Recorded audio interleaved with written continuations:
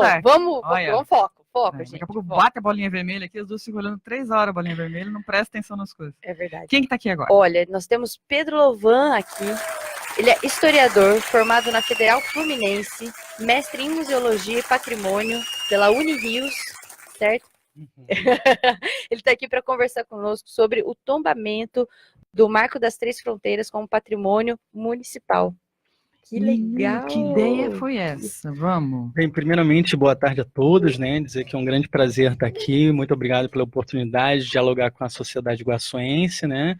Bem, primeiro é importante a gente explicar para a cidade o que é o tombamento, né? O nosso projeto é de educação patrimonial, então a gente se dedica com toda a paciência a explicar, né, as várias vertentes que o patrimônio envolve, né? Então, alguém já lembrou dessa ideia da educação patrimonial que foi notícia na cidade há quanto tempo atrás? 4 anos atrás. Há 4, né? Vocês vão lembrar disso aí, pode contar.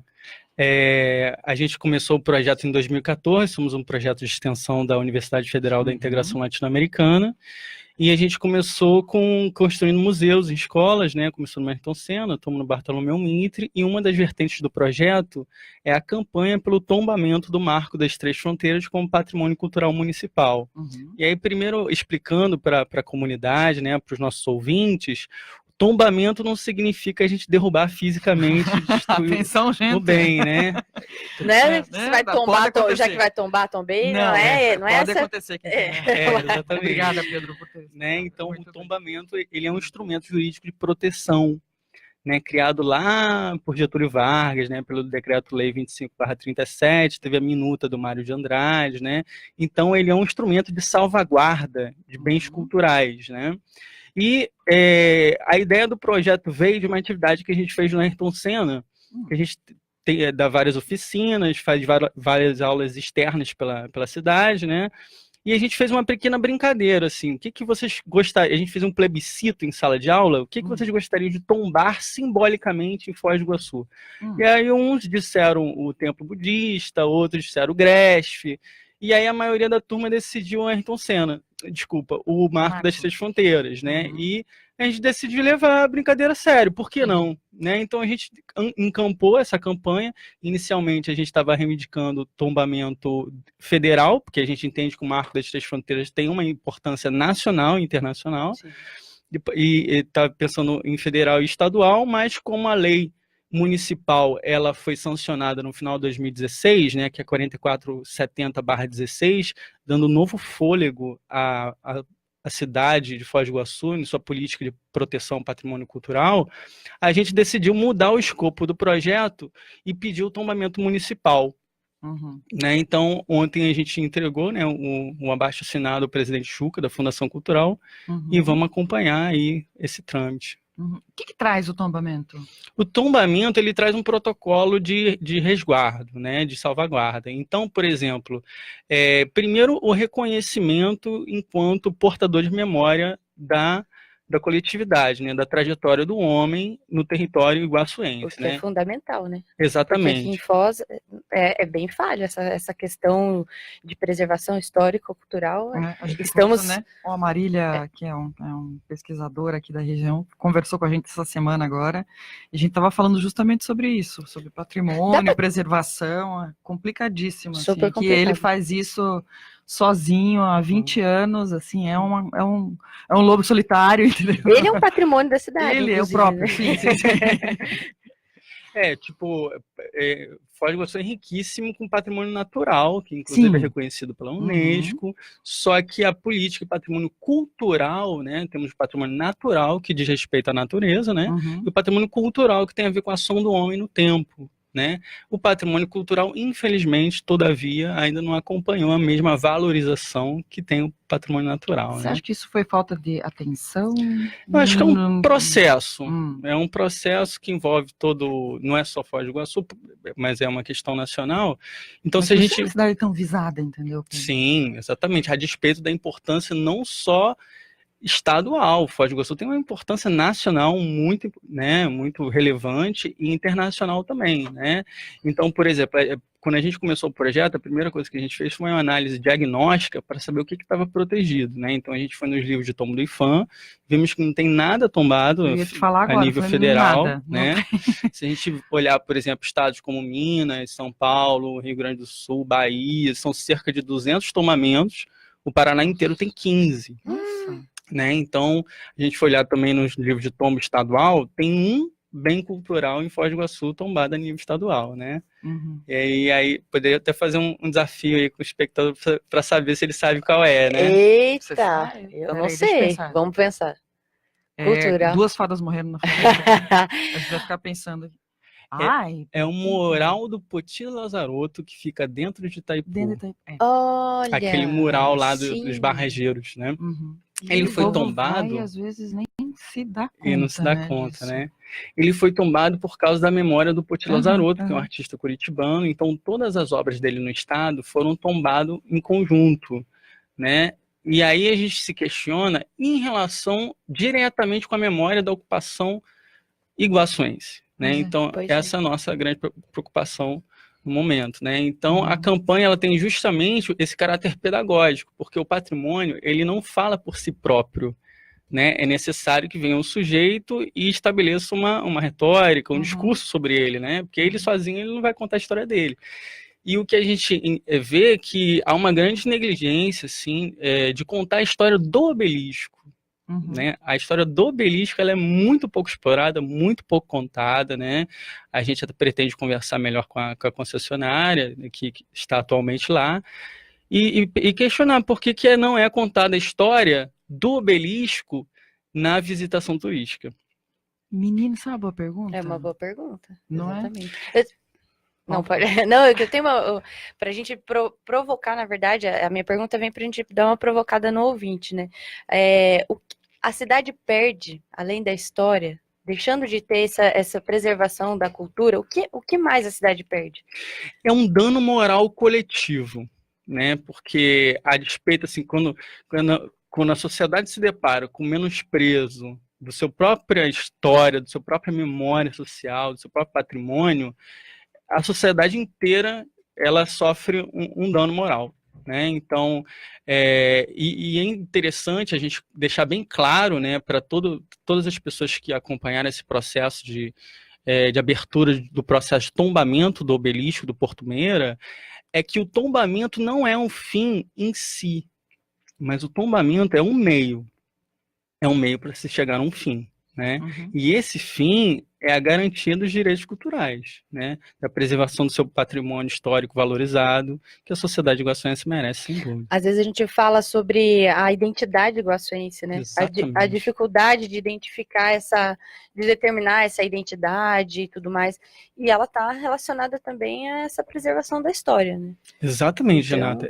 O patrimônio ele tem esse poder de gerar sentimentos de pertencimento. Uhum. Então, por exemplo, quando a gente vai para uma escola e cria um museu escolar, que é uma tipologia bem específica de museu, né? Não chega a ser um Louvre, né? Ele é um museu pequenininho, tem suas próprias singularidades, né? Mas quando a gente cria esse museu com uniformes, máquina de datilografar, mimeógrafo, qual é a geração que entra hoje na escola, olha para o mimeógrafo, não sabe o que é o cheirinho de álcool. O cheirinho do mimeógrafo. Lembro muito.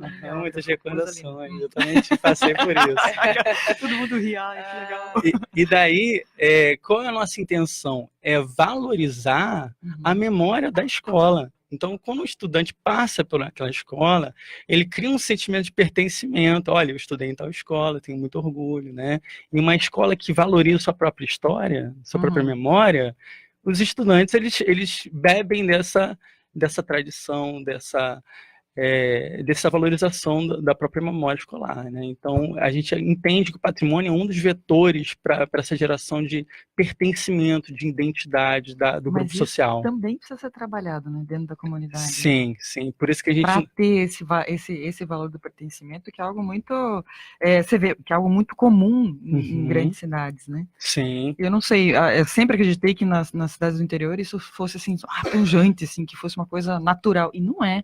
Talvez pela quantidade também não sei, de visitantes ou de pessoas que vieram de fora, ou, né, que tem passagem por aqui, ou pelo próprio perfil também. Acho que a gente fica esperando que essa iniciativa também não sei, se espalhe de alguma forma e que as pessoas tomem isso como delas, né? Sim. Tenham, assim, tipo, orgulho, né, de ter aqui, nossa, falar sobre isso, coisa que aí tá bem complicado. Talvez isso também seja reflexo pela nossa falta de museus, né? Sim, exatamente. E como desenvolver esse orgulho também sem detrimento da identidade do outro, né? Então, tipo assim, um orgulho que ele seja, assim, respeito às diferenças, às diversidades, né? Então, e o sentimento de uma comunidade, algo comum, né? Então, que respeita essa diversidade de memórias, de matrizes culturais, né?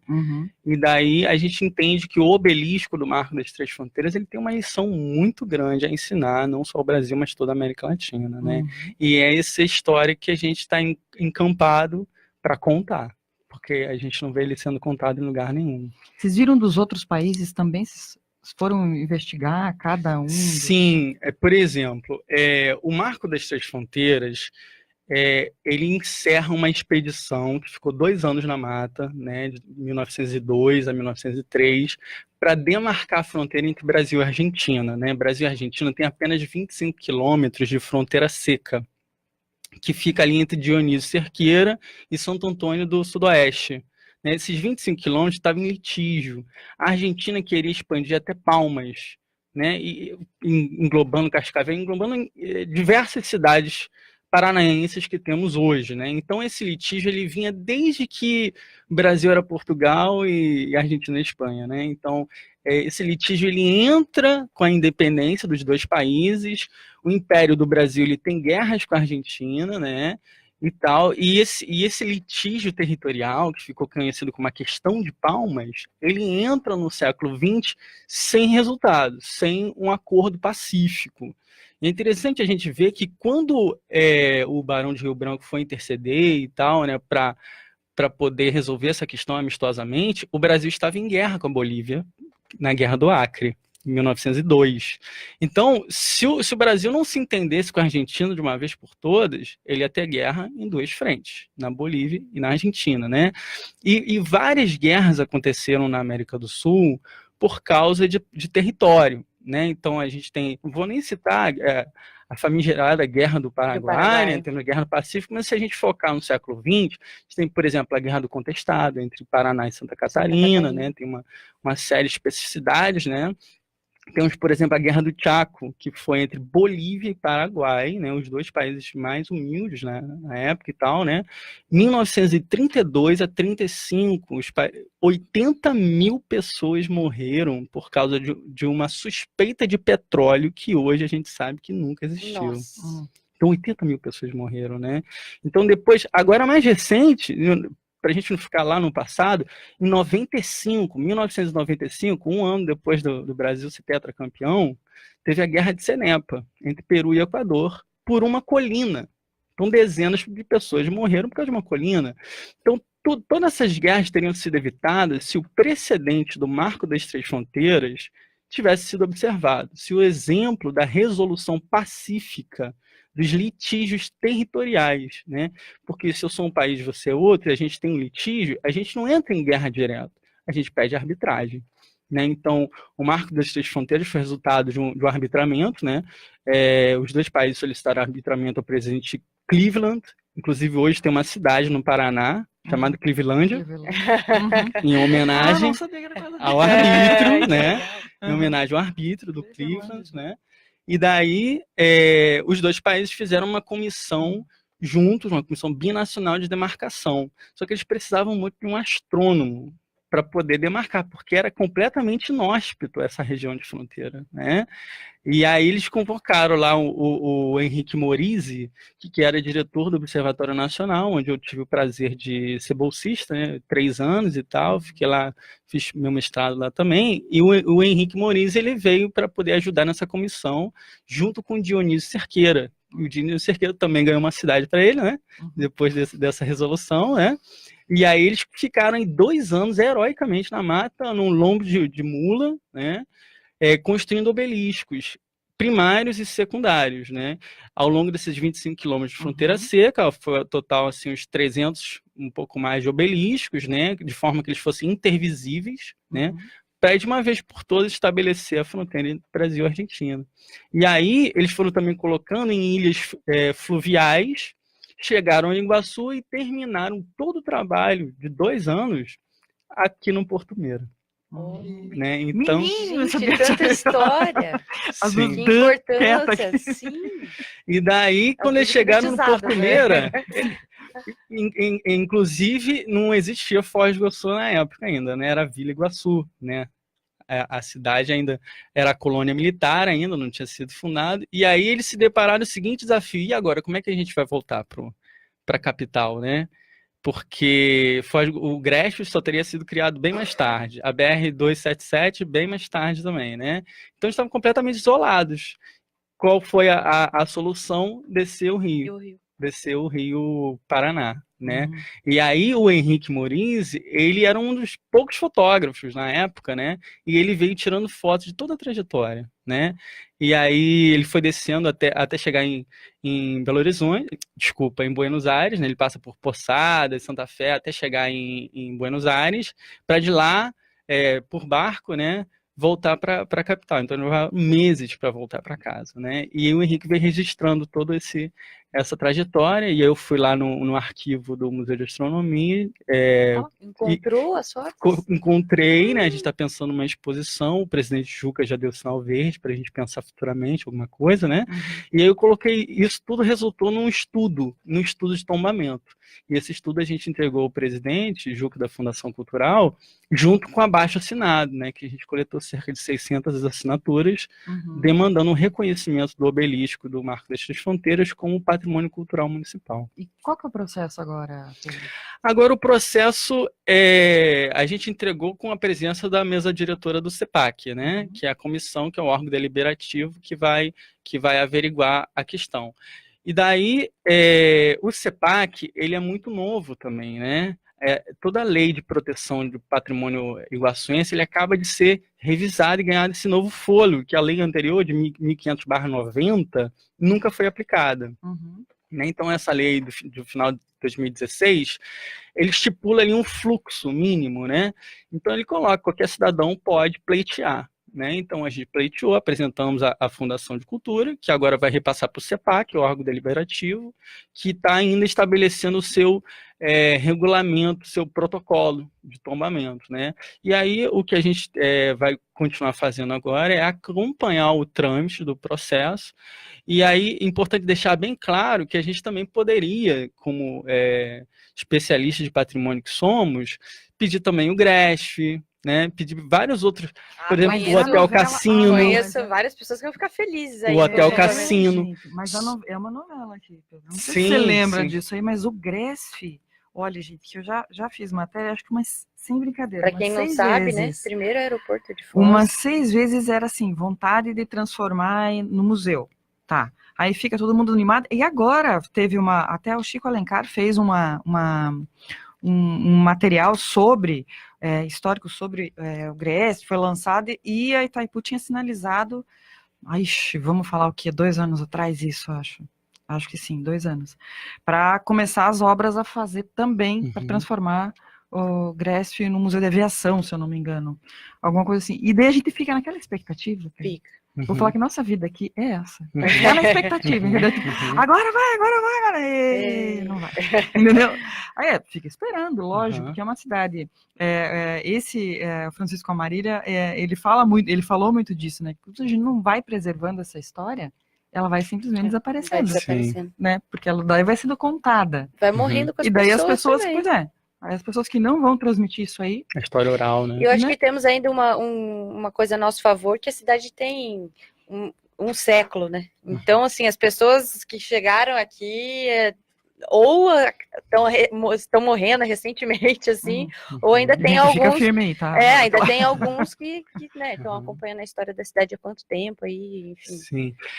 Aí só para deixar claro que a nossa intenção do projeto não é sair tomando tudo, mas a nossa intenção é promover o debate, a Sim. discussão, a educação Mas patrimonial, essa é a ideia de né? você contar, Aham. quando a pessoa tá lá visitando, que a gente fala, nossa, né, dá para E- ver aqui dos outros países, que legal, mas ninguém Aham. sabe. Sabe o que eu acho Essa, interessante né? também? Que É um resgate. estamos Sim. acostumados sempre a Itaipu. Cataratas, Itaipu fica nessa, né? Então, assim, poxa, Foz tem... Não que não seja lindo, sim, é lindo. Não, é lindo, mas Mas esse tem é o... tantas outras coisas, entende? exatamente. É. Por exemplo, esse É. obelisco, né? Uhum. Poderia ser O Hotel valorizado. Cassino, né, que é o Hotel atual Cassino, Senac, lindo. né, que foi... O Lindo cassino foi mesmo. proibido no Brasil em 1946 pelo Eurico Gaspar Dutra, né? E aí ficou lá uma memória do último cassino do Brasil, tá lá. Vocês estudaram todos os prédios históricos aqui da Estânia? Todos eu não poderia dizer, né? Mas a gente faz um circuito paralelo com nossos estudantes, né, os voluntários de projeto, que é o circuito histórico, né? Porque Foz do Iguaçu já tem um circuito maravilhoso turístico, né? Então a gente faz esse alternativo, né? Que é o Hotel Cassino, base da Marinha, o Greste, né? É um prazer muito grande sempre levar nossos alunos, sentar naquele salão, que era o antigo terminal de passageiros, onde passou Juscelino Kubitschek, Getúlio Vargas. Sentar, a gente faz uma roda de conversa e conta as histórias que envolvem o patrimônio, né? E aí, só para deixar claro o porquê que a gente não vai solicitar outros bens, né, Mas no a gente momento. não estava cobrando nada. Não, de sim. você. É só uma resposta que a gente gosta de dar. Precisamos falar, não, Daniela, qual é o próximo? Né? Exatamente. Calma. Por quê? Porque a gente quer dar oportunidade porque a comunidade iguaçuense solicite o tombamento do seu próprio patrimônio. Então, para a gente pretende apenas dar o pontapé inicial, Que legal. né? E aí eu tenho certeza que, como eu sou de fora, né, moro em Foz do Iguaçu apenas há 4 anos, eu tenho certeza que esses bens culturais de Foz, as pessoas da cidade têm mais ressonância, mais pertencimento. Então a gente vai deixar para eles. Podem né? ajudar a identificar também. Exatamente. Né? Queria perguntar para o Pedro, pessoal, tá? Porque toda vez que eu encontro um historiador, eu fico com essa curiosidade. O que levou a pessoa a fazer a graduação de História? Né? Porque, assim, não é vamos como se fosse jornalista, não, né? Mas não é uma engenharia que se fala, é a profissão dos sonhos. E aí, eu sempre gosto de saber, porque todo historiador que já me respondeu isso, traz algo muito... amor, assim, sabe? E eu queria saber qual foi o seu propósito de estudar a história e se encaminhar nesse sentido. História, é lógico, eu tive professores fenomenais, né, no meu ensino médio, no meu ensino fundamental, que criam gosto na gente pela profissão, né? Agora, a história, eu penso da seguinte forma, a gente tem a nossa fonte de vida e nossa fonte de renda, né? Por mais que não seja uma profissão tão valorizada, e aí já pensando um pouco que fala o Sérgio Cortella, né, orientando do Paulo Freire, né?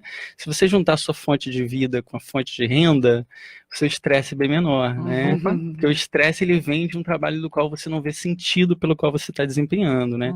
Como eu vejo total sentido, né, eu acabo trabalhando para a Unila 24 horas, né? Trabalho de madrugada. O menino fala isso que o RH vai atrás de você?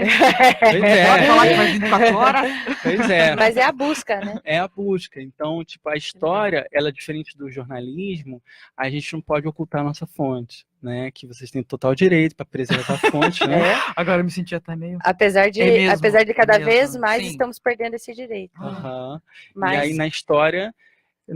eu tenho que dizer de onde eu estou tirando aquilo que eu estou falando. Olha, então, a história é algo fenomenal. O mais difícil é escolher entre os 4 eras, né? Porque tem a antiguidade, a medievalidade, a modernidade e a contemporânea. Isso é crucial para você escolher, porque são todos maravilhosos. Nós temos um planeta extremamente interessante.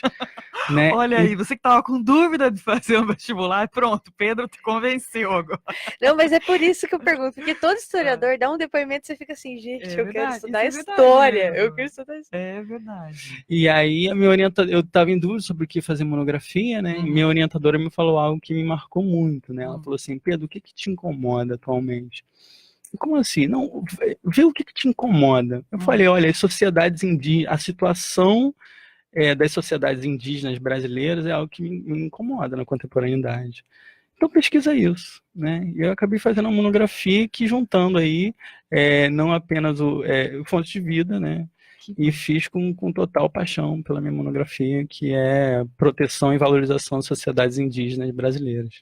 E aí, por isso você veio parar na região aqui? Daria outra como conversa. Daria outra. E como você veio parar aqui? A UNILA, eu sou completamente apaixonado. Eu posso dizer isso com toda sinceridade e franqueza, né? Eu vim tomar posse lendo Eduardo Galeano, As Veias Abertas da América Latina, vim romanticamente. Eu acho que a mesma coisa que me fez, esse romantismo que me fez fazer história, me trouxe, de certa maneira, para Foz do Iguaçu. É lógico que a gente está bem mais amadurecido, né, do que aquela época e tal, né? Mas esses ideais, eles se mantiveram, só que de uma forma bem mais amadurecida, né? Então, eu realmente entendo a UNILA como uma forma, ela tenta dar resposta para uma demanda de construção que já tem séculos, né? Então, a UNILA, né, ela pensa uma América Latina soberana, né? E isso me identifica muito. Isso não está relacionado a comunismo, né? A todos esses simplismos que às vezes a gente tem que dar resposta e pedagogicamente a gente dá resposta. Mas tem a ver mais com a gente olhar para a gente mesmo e se reconhecer, né? Eu já morei na Europa, morei 1 ano lá. Eu fui eurocentrista por 10 anos, até que me deu um estalo e pensei, cara, não, mas peraí, vou ficar valorizando tudo de fora? Tô viajando. Né? E eu aqui dentro não vou valorizar, então, tipo, ser latino-americanista não significa ser eurofóbico, mas também não significa ser eurocentrista. Significa olhar para o nosso povo latino-americano, enquanto brasileiro, reconhecer que nós temos um pertencimento, uma identidade comum com nossos vizinhos pan-americanos. O brasileiro tem uma dificuldade com isso. Tem até pela barreira do idioma, né? Às vezes certas rivalidades são construídas artificialmente, né? Mas eu sou muito otimista, assim. E eu acho que cada vez mais a UNILA entra em simbiose com a sociedade iguaçuense. Eu acho que a compreensão passa a ser mútua. Eu acho que o potencial para o futuro é enorme. Assim, né? Atenção, o pessoal da RH que não gravou essa entrevista. Mostra, você que é amigo do Pedro, mostra. Que linda essa declaração de amor aqui pela UNILA que ele fez agora. Pedro, eu queria só te perguntar uma coisa. Quem quiser ter mais informações a respeito desse projeto grande de educação patrimonial ou quiser participar, pode entrar? Sim, inclusive nós estamos criando um pré-comunitário popular, né? E aí eu já aproveito para vender o nosso peixe. A gente está com um pré-vestibular preparatório para o Enem 2018, que a gente casa preparação para o Enem com educação patrimonial. Então a gente vai dar um curso de educação patrimonial com preparação para o Enem. Será todo sábado à tarde, no Jardim Universitário, lá na própria UNILA, com a intenção trazer pessoas que fizeram escola pública, que fizeram todo o ensino médio de escola pública, esse é o nosso critério socioeconômico de seleção, né? Então, da comunidade iguaçuense, já trazer para já ir frequentando a UNILA, tendo aula com os nossos estudantes, né? Então, a gente vai unir nossos estudantes, temos vários cursos de licenciatura que, infelizmente, a UNILA ainda não tem um colégio de aplicação, né? Então, essas pessoas precisam treinar seu potencial didático, pedagógico na licenciatura, e do outro lado nós temos uma comunidade iguaçuense que precisa de preparação para o Enem. Então, a gente vai casar e esperamos ter um grande encontro. E a inscrição está aberta isso que eu te pergunto, até o dia 26 de maio. Até 26 de maio. A inscrição está aberta. São quantas vagas? 70 vagas. Que legal. São 2 turmas. Corre, gente. Onde é que tem que fazer a inscrição? Tem que mandar um e-mail, dar um pulinho lá na nossa página no Face. Na UNILA, e aí a gente, na página do Face tem o Tecoa Iguaçu, né? Tá. Tudo Tecoa Iguaçu com K, né? Só colocar lá Tecoa, UNILA e tal. E daí você faz a inscrição, vocês vão manda um e-mail para a gente com histórico escolar, com identidade e comprovante de residência. E daí a gente vai começar nossas aulas. Nossa aula inaugural é dia 26 de maio. Agora. Né? E preparar essa rapaziada aí para trazer. 26 de maio tá aí já. Fala. Tem um recado aqui da Silvia Tossi. Ela é professora de turismo há muito tempo, né? enfim. Outro patrimônio histórico Outro patrimônio histórico da Vai ser cidade. tombada também. Sim. Ela fez um comentário bem legal aqui para ti, Pedro. Ela falou o seguinte: o Grécio, além de primeiro aeroporto, também foi o primeiro centro de recepção de visitantes da Itaipu, quando a usina ainda não tinha estrutura para a recepção dos visitantes. Ouvindo o Pedro, minha voz em sala de aula, ouvindo no Pedro, minha voz em sala de aula na universidade. Estou à disposição e creio que há outras mais adesões no curso de turismo à UNILA, mostrando a nossa sociedade por que veio. Parabéns. Muito Tá obrigado. Super Ai, legal. cara, muita emoção. Ó, Pedro, que coisa bonita, hein? Então tá. Então vamos deixar esse aviso É um cursinho? Pode falar? É um cursinho preparatório para o Enem. Preparatório. Tá, e ele está com inscrições, então, tem 70 vagas, inscrições até dia 25 de maio. 25 de maio, as aulas começam dia 26, isso? Isso. Todo sábado? Todo sábado de 1 às 6 da tarde. Das 13 às 18. Das 13 às 18, né? São 6 disciplinas, né? Uhum. Serão lecionadas. Olha, e aí, para fazer a inscrição, manda para tecoa.unila. É TEKOHA, Tecoa, né? Repetindo, tekoha.unila@gmail.com. Né? Ali manda um e-mail para a gente com a cópia do histórico escolar, comprovando que estudou em escola pública, cópia da identidade, qualquer documento, comprovante de residência e está matriculado. Que legal. Gratuito, 70 vagas para toda a comunidade iguaçuense. Muito legal.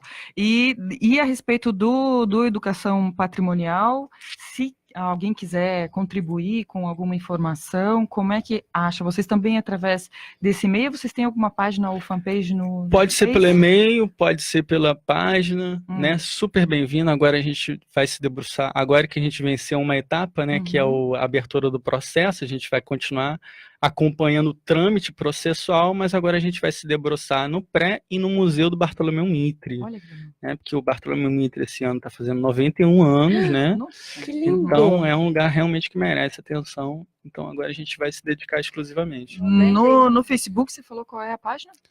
É o Tecoa. Eu coloquei na nossa live aqui, Tecoa Iguaçu, Projeto de Educação Patrimonial Foz do Iguaçu. É só colocar TEKOHA e ele já puxa ali facinho no Facebook, mas está disponível na nossa live na Sempre RCI. Pedro, eu queria agradecer a tua presença aqui, super legal, muito feliz. Nossa, super bacana. O pessoal da Unila também deve ter ficado bem feliz. Agradecer a Gabriela Willick aí, que fez o intermédio. Intermediou aí o nosso contato e já deixar portas abertas aqui para uma próxima visita sua. Tá bem? Tá legal. Gente, muito obrigado pela atenção. Obrigado pelos espectadores que contribuíram com a live, né? Obrigado a toda a Unila, meus companheiros que estão me assistindo, meus colegas de trabalho. E estou sempre à disposição que vocês precisarem. Que bom. Que ótimo, Manda Pedro. novidades pra gente. Isso mesmo. Obrigadão, Pedro. A gente vai para o intervalo rapidinho e na outra a gente conversa com o Lucas Natan Barbosa de Oliveira, analista de sistemas, mais um participante do Pint of Science.